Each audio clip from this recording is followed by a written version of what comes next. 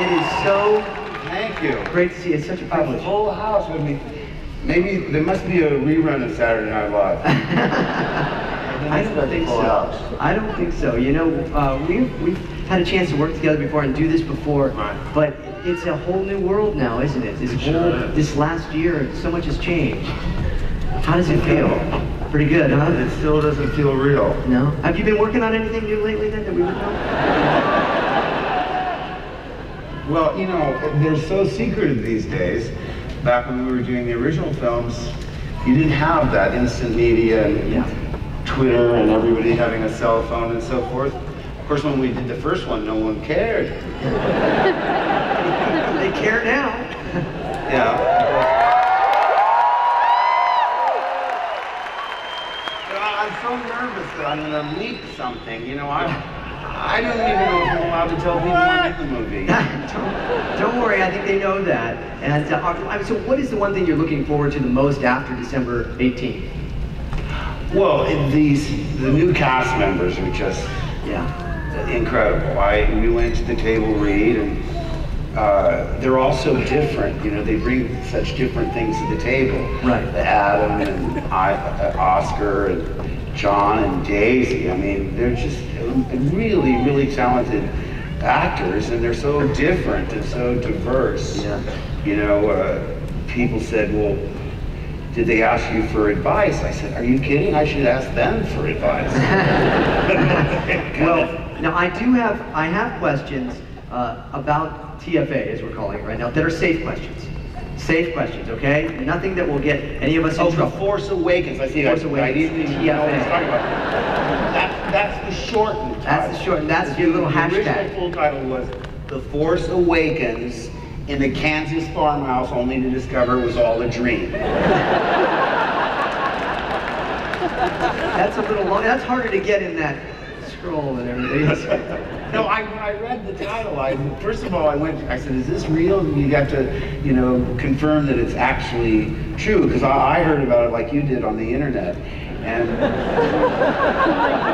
really? Is that right? Yeah, yeah. But I went to the website to make sure it was really the title, and that joke occurred to me, and so I tweeted it out, and I said, oh, I hope I got to that joke first. I think you did, actually. I remember that tweet. But so, now, on Thursday, we all saw it. Had you seen it, you know, like the night before? Carrie had mentioned that she saw it the night before. Was that how? Well, we asked, and I was cleared to tell you that last week I went into Bad Robot and recorded the voiceover. Now, what I said to JJ, did we? Because the voiceover that I did in the teaser, it's called. I said that it's pulled dialogue, I think from Jedi. Return of the Jedi. But I re-recorded it, and I said, which did you use? Because I couldn't really tell. He said, you know, he's like George. He loves to play in his little, you know, tinker around and play with things. He said, oh, I used both. We used the original track, and then we used the what you recorded last week as reverb, because there's a slight delay. So the delay is the new lines are recorded, and the recording session was interesting because they should have printed the outtakes and that, because it was, the Force is strong in my family. I have it. My father had it. I mean, has it.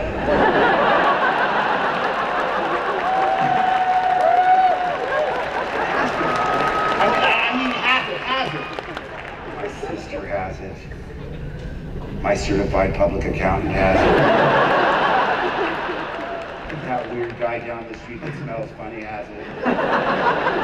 That one-eyed raccoon that keeps getting into the trash cans has it.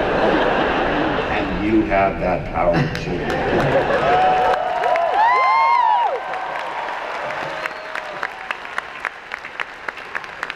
So, with that in mind, would you like to see it again?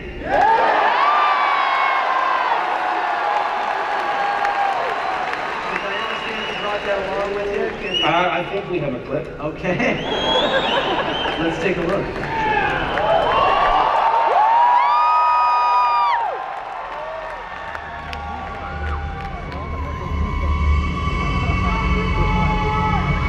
Love you back.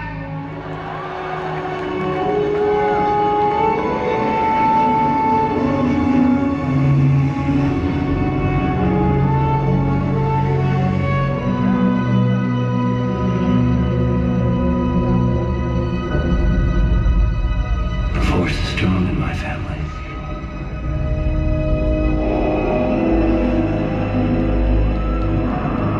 My father has it.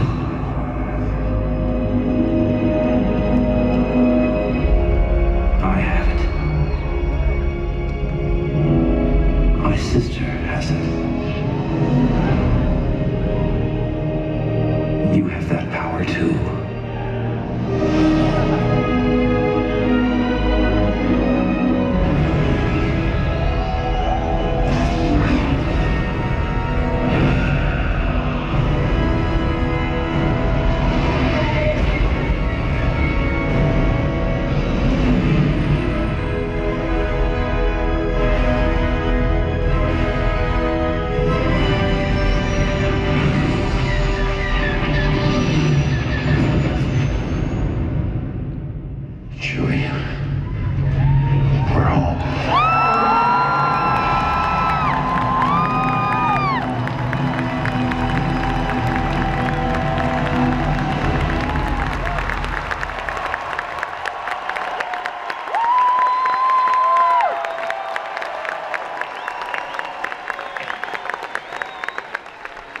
I didn't know it was going to be in 3D and IMAX. Really? Yeah. Well, you know what's great about that is that there's so much information there for you to speculate about. You know, the crashed Star Destroyer. I didn't even notice the crashed X-wing, even when I was. Because JJ showed it to me on a small screen, and then I went into the booth to record the lines. I didn't even notice that because it implies so much that's gone on since Jedi till now. And you know, it's they don't call it a teaser for nothing. They want to tease it. That's true, and they have, and I think we love it. But you know, okay, so we've got that there. But let's talk a bit about some other things because you've been very busy, by the way, lately. Yeah. We had Kingsman out.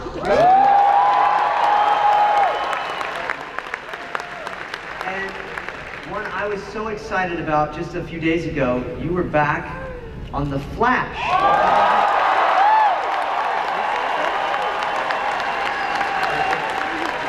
That's my old character right there.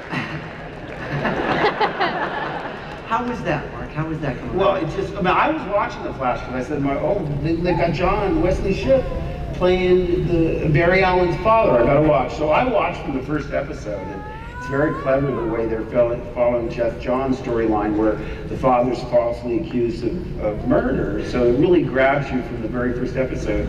So, you know, I was watching every week and then they called and said they won. They were interested in having me back. And I'm thinking, well, since I'm a contemporary of John's, maybe I'll be a fellow prisoner or they'll cast me as a professor or something. I said, who do they want me to play? When they said the Trickster, I said, what? How can that be? Is it some kind of weird time travel thing? You know, and I'm not in bad shape, but I'm not really anxious to get into that one-piece unitard again. Nobody should be forced to look at that. I don't know, you're looking pretty good, man. Well, but still, I said, let's... You look fantastic. You know, but honestly, I said, you know, let's make it age appropriate. I mean, you know, I couldn't imagine what they had in mind, and then I talked to Andrew Kreisberg, is the guy I spoke to, and when he told me the storyline, I said, oh, that's perfect. I don't know if you saw it, but, you know, James Jesse is in prison doing time for all the mayhem he did back in the 90s, and there's a wannabe trickster, who, by the way, the actor, Devin Gray, I have to tell you, he did something, and they didn't even use the take that really took me aback, because the very last scene we did was the scene in the Trickster's lair where we have John Wesley Shipp tied to the chair. And before we went up to do that scene, they had me go down and do what they call an EPK, an electronic press kit, where you talk about the episode, and that's going to go on the extras when it comes out as a DVD. So, you know, I don't even know if I brought up Devin, but I go up to do that scene. And by the way, at the table read, I did the line, I am your daddy. because I thought maybe it should be just a little off from that, but as it turns out, they really wanted me to do that homage to Empire. But what I have to tell you is they did my close-ups first, and then they went over my shoulder onto Devin, and Devin did this take that I was just unprepared for because he was just so nakedly damaged and just so, it was so moving to me. I mean, it made me feel silly that I was playing this crazy kind of comic book nut, and he just brought it down to reality where he was just a really damaged individual. And the tears were flowing. I was just knocked back. I think he's just incredible. And then, of course, when I saw the finished product, maybe they thought it was too much because they didn't use that take. Wow. But he's absolutely spectacular. I couldn't, and when I read the script, I was very much in character. I go, wait a minute, who's this wannabe trickster, you know? He's stealing all my stuff. I sort of reacted in character, you know? I didn't like the idea of another trickster. I said, can't you at least spell his name with an X so you can tell you, because they spelled it just the same way as they spelled mine. But, you know, we do have that clip if you want to take a look at it. All right, Let's look at it. There's just one thing I've been dying to ask. Why did you choose me? Because I knew you had the strength to fulfill my legacy. Besides, it was in your blood. What do you mean in my blood? The real reason I tracked you down and groomed you to be the best you could possibly be, Axel. I am your father.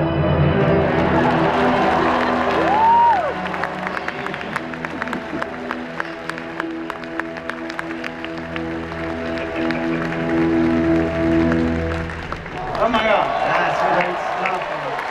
It's so creepy. It's very Dracula and Renfield, you know, with the wind praying over him like, oh, it's creepy. And the Godfather kiss. You know, one other thing I loved about The Flash was they were really collaborative. Just like when I did it, I should mention Danny Bilson and Paul DeMeo, because if it weren't for them, I never would have been in the show. April Rebster was the casting director, but I really owe so much to Danny and Paul. And they were really open to my collaboration. They let me put things in the original. In this one, some of my favorite things were unscripted, like when they come to the jail and say, do you know where he is? The line originally was, if I knew where he was, I would tell you so you could find him. And then when I waited until they rolled camera. Yeah. And when they said, you know where he is, I said, if I knew where he was, I would tell you so you could find him, cut off his head and throw it right in his face.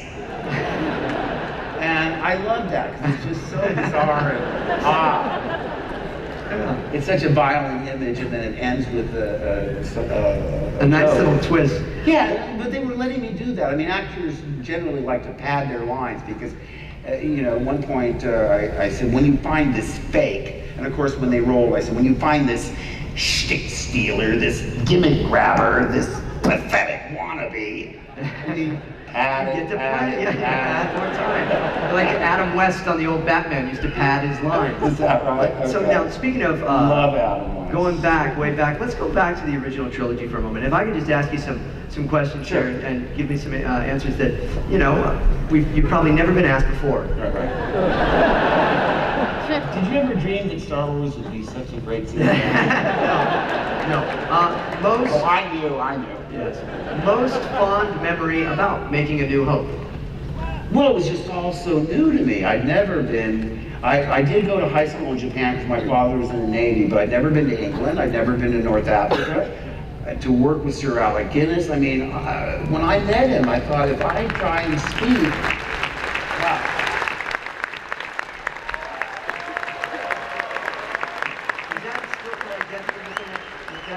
Oh my gosh, was just, I mean, it was everything you wanted to be. He was just like, just the most wonderful grandfather. He was so wise and so great. He asked me out to lunch so we could get to know each other before we went to Africa. And of course at lunch, I mean, like I said, I got all choked up. Like if I open my mouth, I'm gonna cry like a little girl or something. I got all choked up. And you know, I was wanting to talk about the Lavender Hill mob and the lady killers and the horse's mouth and Bridge on the River Kwai and all these things. No. I want to talk about Yoda. And I go, really? You want to hear about a dog food commercial and a soap opera? Come on. And I kept calling him Sir Alex. He said, one time, when I said Sir Alex, he reached out and he went, tap, tap, slap. And I went, what? He said, I want to be known by my name, not my accolade. I said, oh really? You want to, how would I call you Big Al? He liked that. See, he loved, once I got over my, you know, being so starstruck, he loved American humor, he loved irreverence, he loved that kind of thing. His Lady Guinness was sketching one time a mosque in Tunisia, and one of the Bedouins that they hired to be,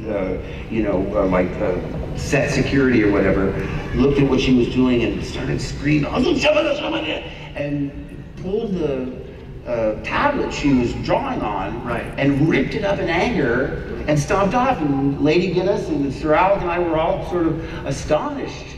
And he said, who could that have been? And I had the presence of mind because I thought of the joke immediately. So I have no idea, unless maybe it was a local art critic.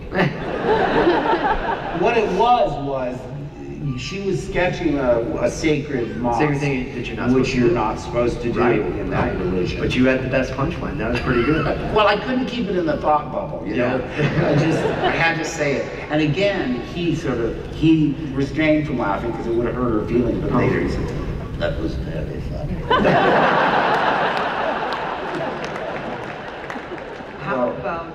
How about Peter Cushing? Peter Cushing, you never really had scenes together. I had no scenes with Peter Cushing. When I saw him on the call sheet, I said, I have to come in that day. I have to come in. Because like, oh my God.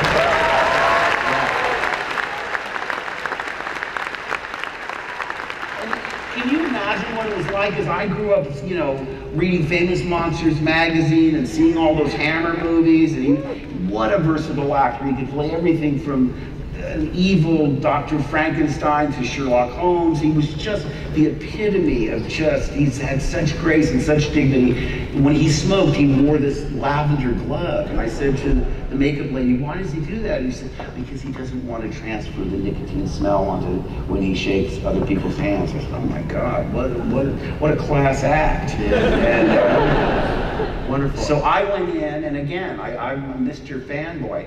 He was really surprised because I knew that he had played, he was in A Chump at Oxford with Laurel and Hardy. In fact, he came over here as a very young man. His very first role was in The Man in the Iron Mask with Louis Hayward. And since Louis Hayward was playing twins, sure. Cushing would play the part that wasn't going to be used. It wasn't on camera. And he'd switch, and then Louis would do the other part. And he said it was really wonderful because I got used to the cameras and the lights and doing what I had to do, knowing that I would be cut out. So I wasn't nervous at all. And of course, I was thrilled to work with Laurel and Hardy.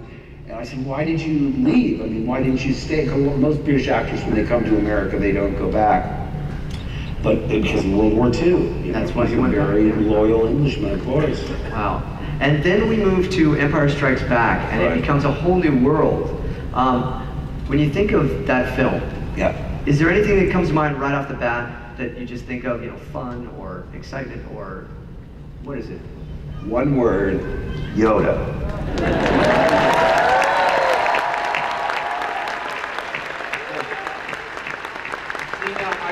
I read the script, and you have to understand, the script really conveyed what the movie was going to be like.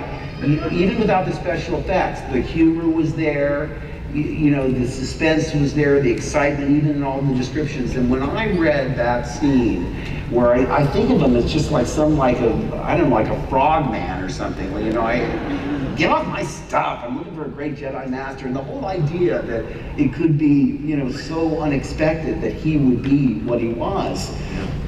And then, of course, I was wondering how they were going to do it. You know, they talked about crazy things like having a monkey in a mask or whatever.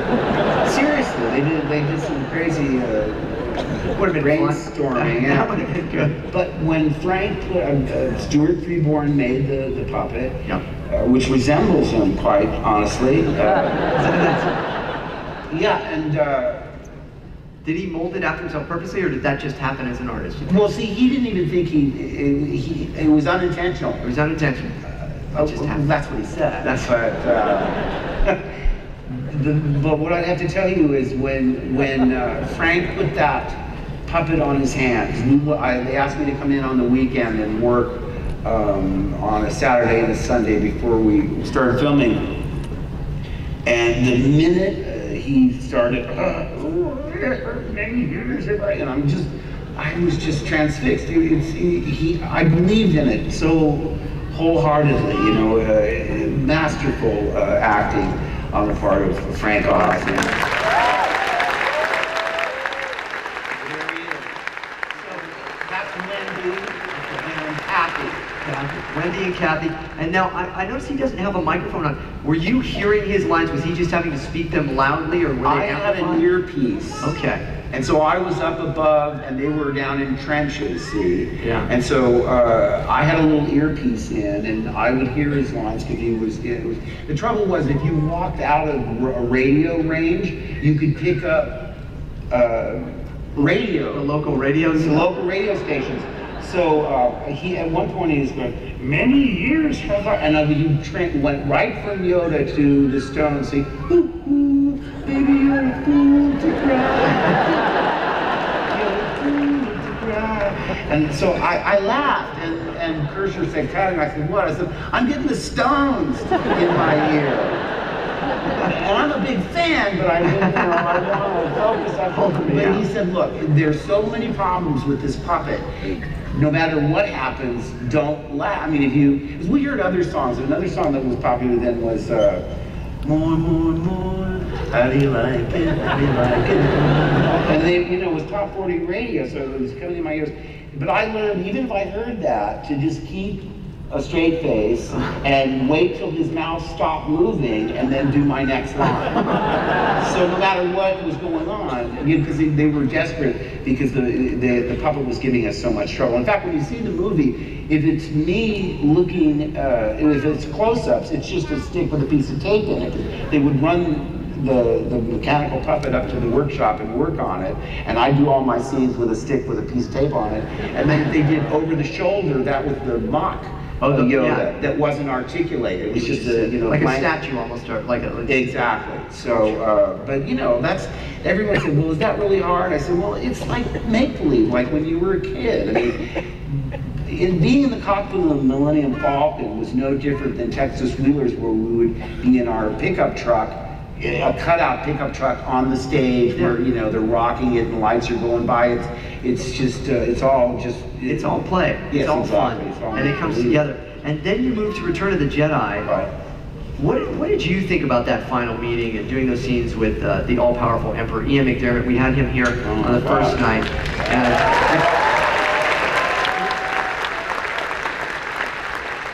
Well, when I would come in, you know, I'd have like a 7 a.m. call to be ready on set at 8.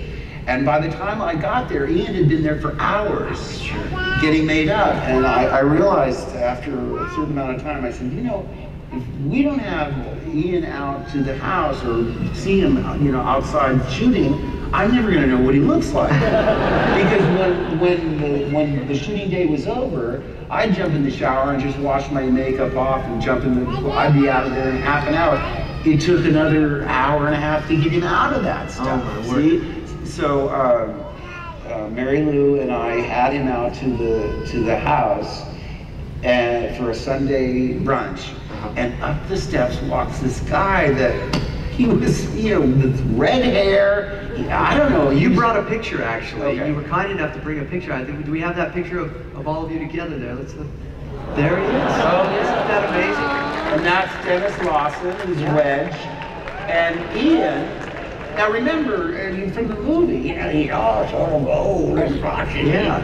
And there he is. You know, what a shot. That is so cool. Yeah, Thank you for bringing that, showing that personal archives there. It's That's really right, neat. yeah. Well, he had nothing but wonderful things to say about you and working with you as well. Yeah. Now, Everybody got along. I loved everybody. You know, it was just like, there wasn't a single person in the cast that I didn't get along with. And, you know, even people that only had a day or two on the film, I made sure. Because I remember when we were going to get our medals at the end of the first one, we went to Shepperton because they had a big enough sound stage, you know, the James Bond stage it's called that now, but we're walking down to get our medals, and all the guys are lined up on either side, okay? But remember, there's rows big and rows of people. And as we're walking There along, all those actors, as we were walking along, were doing things like, wanker. I mean, they were saying insults under their breath.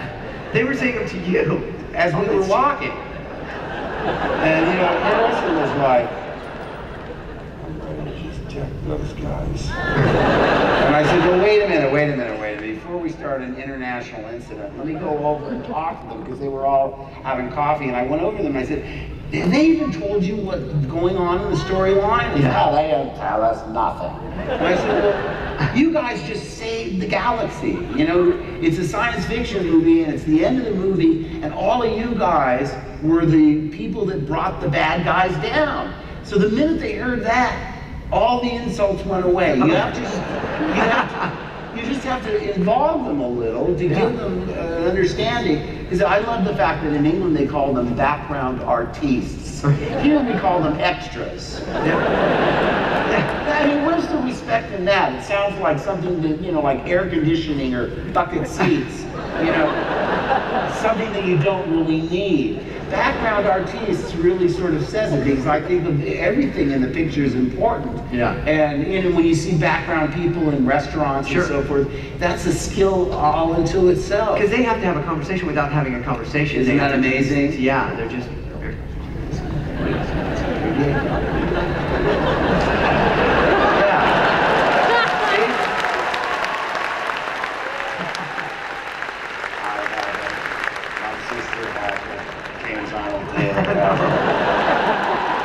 You have it.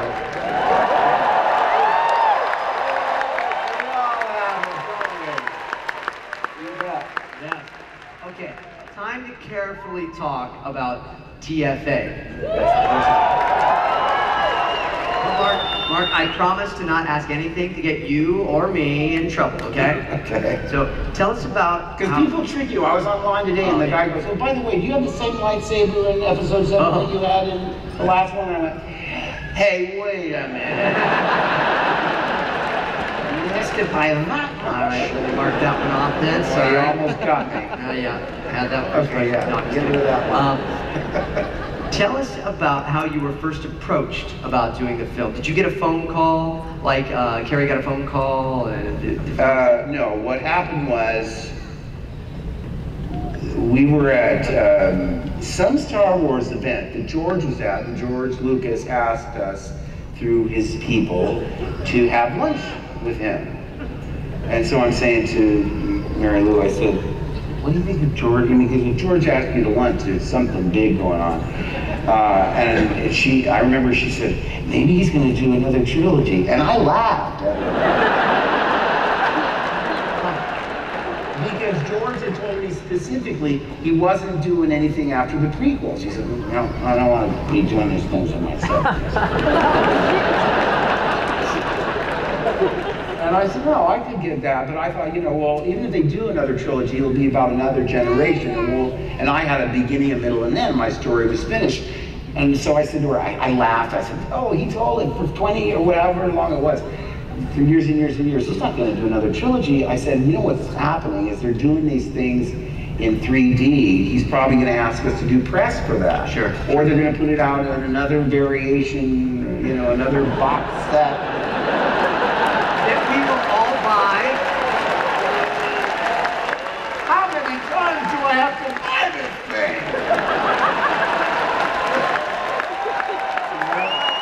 As much as it takes, right?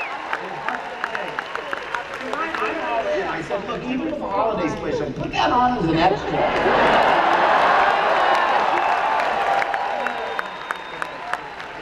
Everybody was embarrassed about it, but I said, look, it keeps us humble. It shows us that we're not infallible, that we stumble and make mistakes too. I mean, it's just, it's a fun thing. So no, anyway, so we said, let's have lunch. And when we went to have lunch, I knew something was really special because he disinvited my daughter, Chelsea. He said, Chelsea can go have lunch with my daughter, and it's just going to be Carrie and my wife and George, and that's all.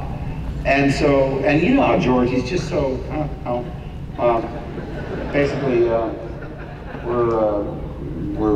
moving on, and I'm going to be leaving Lucasfilm, and Captain Kenny's going to be taking over, and we're thinking we're going to do another trilogy. And